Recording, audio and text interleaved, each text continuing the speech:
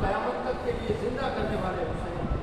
اسی حسین نے مدینے سے روانگی کے ساتھ مدینے سے جب روانہ ہوئے اور مدینے سے جب جیسے روانہ ہوئے تو مدینے سے جب حسین روانہ ہونے لگے اور بیویوں کے ساتھ جب روانہ ہونے لگے، اس نے جناب سغرا کو اپنے گھر چھوڑ دیا، اپنی دوسری بیویوں کو اپنے ساتھ لے لیا۔ کسی نے پڑھ کر حسین کے دامن کو پکڑ کر پوچھا، آقا آپ واقعی کربلا جانا چاہتے ہیں؟ آقا آپ واقعی کربلا جانا چاہتے ہیں؟ میں مرتبہ مولا حسین نے کہا کہ میں کربلا جاؤں گا اس لیے کہ میرا مقدر کربلا جانا ہے، میرا مقدر دین بچانا ہے، میرے نانا کی امت کی اصلاح کے لیے میں کربلا جانے کے لیے نکلا ہوں۔ عراق اس لیے جا رہا ہوں تاکہ میرے نانا کی امت کی اصلاح ہو جائے۔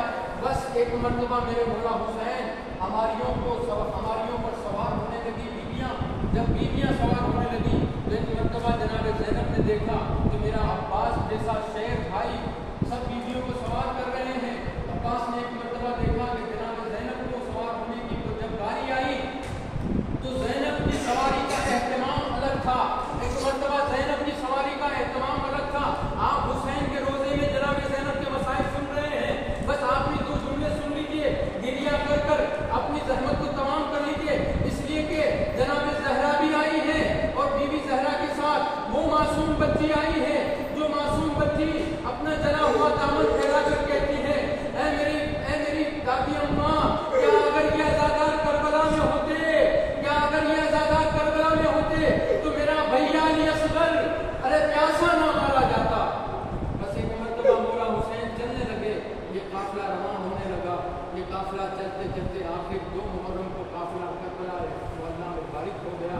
جب 2 محرم کو قافلہ کربلا میں پہنچا تو مولا حسین نے جب اعلان کر دیا، مولا حسین نے کسی شخص سے پوچھا کہ بتا اس زمین کا نام کیا ہے؟ پھر ایک مرتبہ اس شخص نے کہا کہ مولا اس زمین کو نینوا کہتے ہیں۔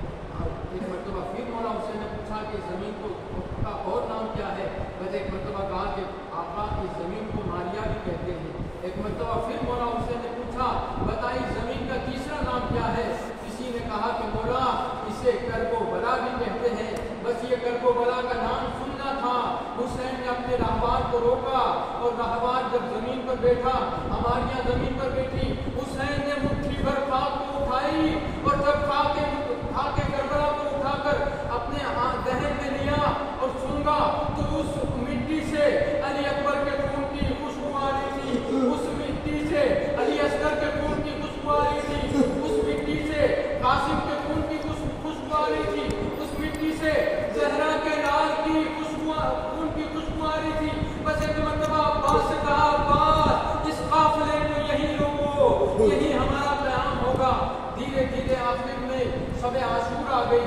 جب شب عاشور آئی، آخری جملہ اور زحمت تمام ہے، جب شب عاشور آئی تو ایک مرتبہ جناب زینب نے دیکھا، جناب زینب نے وہ منظر دیکھا کہ 9 لاکھ کے لشکر جمع ہو رہے ہیں، لشکروں کے لشکر آ رہے ہیں۔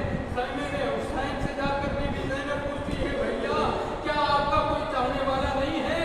کیا آپ کا کوئی چاہنے والا نہیں آ رہا ہے؟ بس ایک مرتبہ حسین نے سر کو جھکایا، صبح نمودار ہوئی، صبح جیسے ہی نمودار ہوئی، حور پلٹ کر ہاتھوں میں پٹی باندھ کر، حور نے آنکھوں میں پٹی باندھ کر، ہاتھ کو اپنی پوست تلے باندھ کر حسین کے قدموں میں گرا دیا۔ تو ایک مرتبہ کہا آقا کیا میری بخشش ممکن ہے؟ بس ایک مرتبہ یہ کہنا تھا۔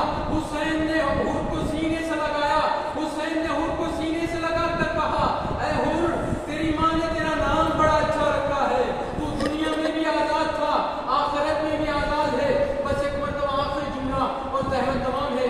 ایک مرتبہ حور جیسے ہی حور نے یہ سنا کہ صبح نمودار ہو گئی، جنگ کا اعلان ہو گیا، تو ایک مرتبہ اپنے آقا حسین کی خدمت میں عرض کی کہ مولا مجھے جلد سے جلد مجھے شہادت کی مجھے جلد سے جلد اجازت دے دیجیے۔ بس ایک مرتبہ میرے مولا حسین نے آخر اجازت دی اور اجازت دینے کے بعد کہا، حور کے بیٹے سے کہا کہ حور کا بیٹا سوار گھوڑے پر ہوا اور جیسے ہی مقتل میں گیا، مقتل میں جب حور کا بیٹا گیا اور جیسے ہی جنگ کرنے لگا، حور کے بیٹے سے جنگ ہوئی اور جنگ کرتے کرتے حور کا بیٹا جب زمین کربلا پر آیا اور زمین کربلا پر آیا، حور نے اپنے بیٹے نے اپنے باپ کو پکارا، جب باپ کو پکارا حور دوڑتے ہوئے باپ بیٹے کی طرف بڑھنے لگے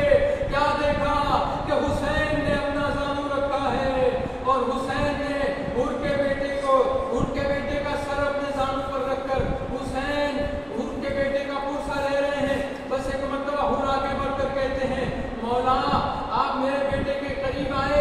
ایک مرتبہ مولا حسین کہتے ہیں حور جوان